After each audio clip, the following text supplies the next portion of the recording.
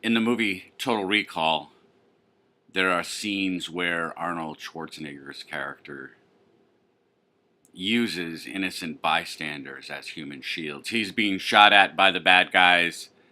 He's on a mission to save the planet Mars, and accordingly, anything goes. This is Philip K. Dick, and it's why I hate almost all fiction. I've written fiction all my life, and I hate almost all of it because fiction exists to undermine morality, and this is Philip K. Dick inventing an extra special circumstance whereby it's morally justified for the John Wayne character to contribute to the deaths of a few random milquetoast cause the greater good, blah, blah, blah. Utilitarianism, that's utilitarianism. And it's hideous, it's awful, it's evil, it's ugly, it's wrong. But the underlying issue causes problems for libertarians. When would it ever be justified to sacrifice the few for the many, blah, blah, blah. Again, utilitarianism is always about rationalizing murder. When somebody wants to rationalize one murder, what they're telling you is they want to rationalize billions of murders. They want to figure out a way to get started, but they don't ever want to figure out a way to stop. But strictly taking the idea of the human shield, I'm robbing a bank, making my getaway with my bag full of loot. The guard I knocked out on the way in suddenly regains consciousness and starts shooting at me. I grab a passerby and push her in front of me so that she takes the bullets that are intended for me. Who has any doubt in their mind that this is malum in se? This is wrong in itself. This is a wrong and evil criminal act. This arguably is the murder of my innocent bystander, the actual homicide, but it's certainly the manslaughter. The cause of the death is me, not the guard shooting. The cause of the death of that woman is me. I put her in harm's way in order to pursue my own advantage to her disadvantage, her terminal disadvantage. And this, beyond all doubt, is the behavior that we would deride as being sociopathic. We use that term sociopathy all the time. Sociopath. We're always deriding other people as being sociopaths. And the term is so elastic it seems to mean nothing. Well, if it means anything at all, it means what we described. It means using another person to be my human shield to incur the disadvantage intended for me, the disadvantage in that circumstance appropriate and just, what I actually deserve, to avoid what I actually deserve, and to visit the punishments intended for me upon another person, a totally innocent person. This is obviously what we mean by sociopathy. This is extremely monstrous behavior. And you could say, again, this is an extreme outlier. It was an outlier for Philip K. Dick. It's an outlier in real life. Well, it's really not. It's a big part of what goes into the homicide bombing style of terrorist attack, and there are other things that we could talk about. But Hillary Clinton throwing the filmmaker under the bus after Benghazi, whatever justice should have been visited upon that filmmaker, the fact is he spent a year in prison because Hillary used him as her human shield. There was no reason at all to draw him into that debate except as camouflage, as a decoy, as a subterfuge, as a way of deflecting attention away from Hillary and focusing it on this poor dumbass who was really guilty of nothing more than publicly being a dumbass. He spent a year in jail for it. This is using a human shield. She didn't take his life. She just took a year of it. You want to shrug about that, think about giving up a whole year of your life, not just a year of your time and your freedom, but also your productivity, the compound interest value of that productivity, and also your future prospects after having been thrown in jail for a year. What are your earning prospects after you are finally manumitted from your slavery to Hillary Clinton? This is brutal, monstrous behavior. We have no doubt about that. We recognize this is true sociopathy. So now let's take a counterexample. It's Christmas, and you have received 2 wonderful gifts from relatives. Your hoity-toity rich relatives sent you a tiny little bag of Lindt chocolates. It's a little sportula the size of a Roman sportula, that there would be a measure of grain in there that you could take back and roll out and make flatbread to roll up your dormouse in, or you could just eat it as grain, which the Romans did. But this is Lindt chocolate. It's a sportula of Lindt chocolate, so there may be a dozen little Lindt chocolate balls in there. Really excellent Swiss chocolate with a wonderful filling. This is the most amazing chocolate at Christmas time. And the other gift is a 2-pound bag of Hershey Kisses. Perfectly adequate chocolate. A little bit chalky, a little too sweet for some people.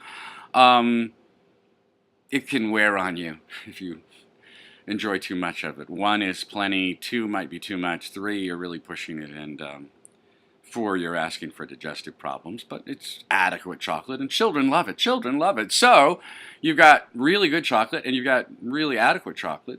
Which do you share with your children? Which do you share with your children? If you're sociable, you're sharing the Lindt with your children. Maybe you're giving them the Lindt and you're not having any. If you're incandescent, children are getting the Hershey's, probably if you're cautious too. And maybe also if you're driven, the children are getting the Hershey's. Certainly in my house, that's the way it worked. I didn't waste good chocolate on children because they're just going to scarf it down anyway. They're never going to appreciate it, whether it's good or bad. So why waste gourmet food on childish eaters? But now I have deliberately advantaged myself to their disadvantage. I know that I have the better quality stuff. If I invest a little effort, I might get some appreciation for the quality, and I might help to cultivate their tastes. This is a slow process. It takes a long, long time. 20 years to get them discerning, 30 years to get them careful, and 50 years really to get to the point where you can really make useful and meaningful discriminations about the true qualities of things. It takes a long time to grow up. But I'm really putting the children at a disadvantage while I'm taking advantage of them, as it were. And accordingly, I introduce you to the idea of graduated sociopathy. Certainly, using a human shield is awful. It's a Mellum in se, it's a crime. It's an awful, awful crime. Throwing some guy in jail for a year to avoid prosecution yourself, that's an awful, awful crime. Keeping the good chocolate for yourself and giving the children the crap chocolate, that's not so awful a crime, but we can recognize that it is exactly the same kind of moral discrimination that's going on in both cases. I'm looking at the world and saying, you know what? I like the side of the bread that's got the butter on it. You can have the other side. I like the good chocolate. You can have the bad chocolate. You know what, little old lady?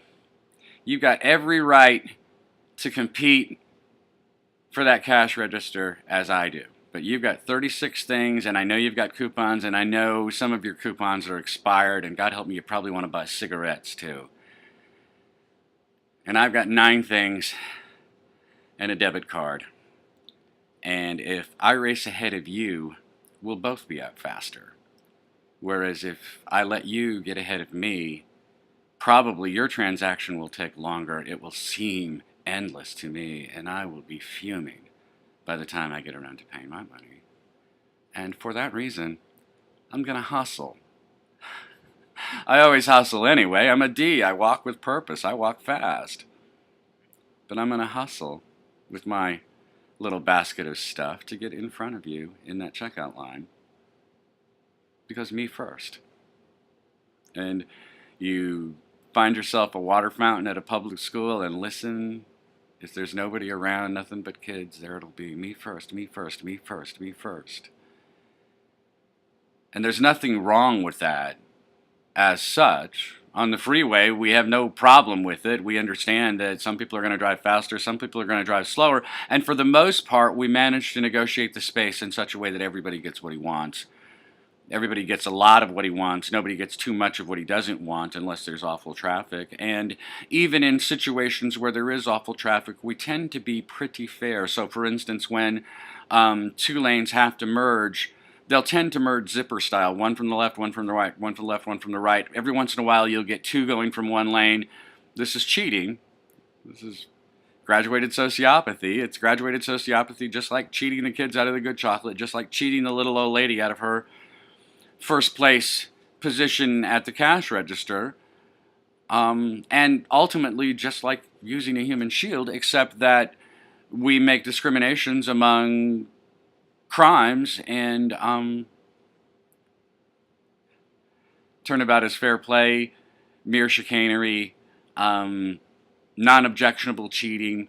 So when one car sneaks ahead, so two cars go when one car should go, that one car sneaked ahead and he cheated all the other people and blah, blah, blah. But it's a minor event and most people can just shrug it off and let it go. It doesn't really mean anything. If anything, they might feel pity for the person who felt the need to pull ahead like that. But for the most part, we don't shoot each other over things like this.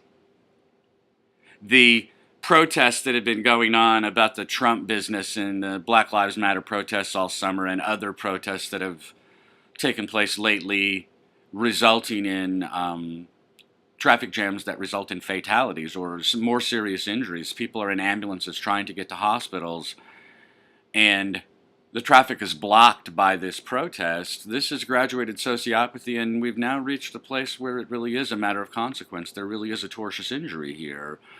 These people think that their right or need to protest eclipses the right of the person in the ambulance to make a hasty getaway to the hospital where something can be done to preserve that person's life.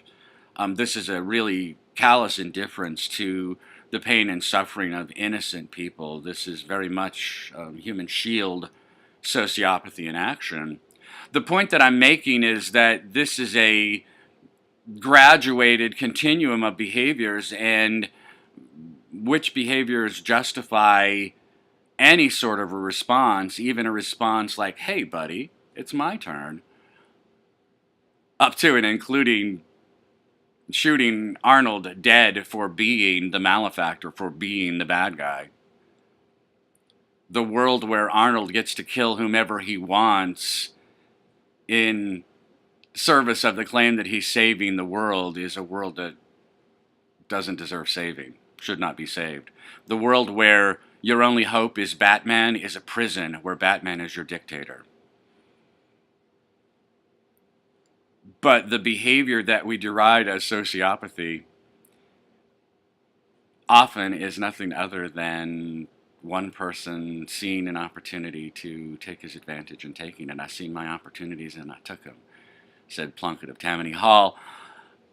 You don't think twice about hustling ahead of that little old lady at the supermarket. If you're sociable, you do, and in fact, you might go deliberately slow to let her go ahead of you because you don't want to take advantage of her, but every other person, including probably most of the sociables, would recognize the reptilian benefit of hustling ahead, and we just do it. And that's what this all is. Everything that we deride as sociopathy is expressions of the reptile brain. I can explain all of this in disc terms, including the disc of traffic. I can tell you who I can take advantage of, who I can't take advantage of, and who it's worthwhile for me to study on the highway based on disc profiles.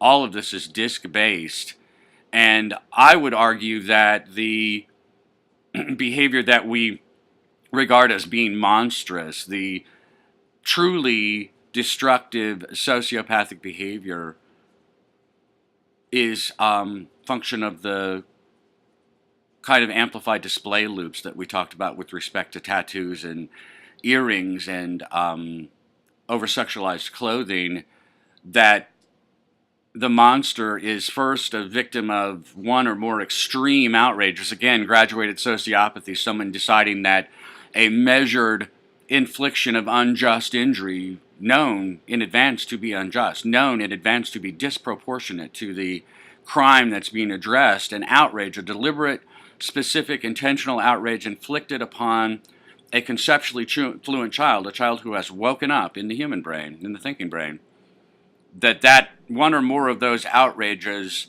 is what sets the display loop in motion, and then persistent failure to elicit the response sought by the display loop will result in ever greater amplifications of those displays until they become criminal, until they become openly, actively, indisputably injurious of non-volunteers.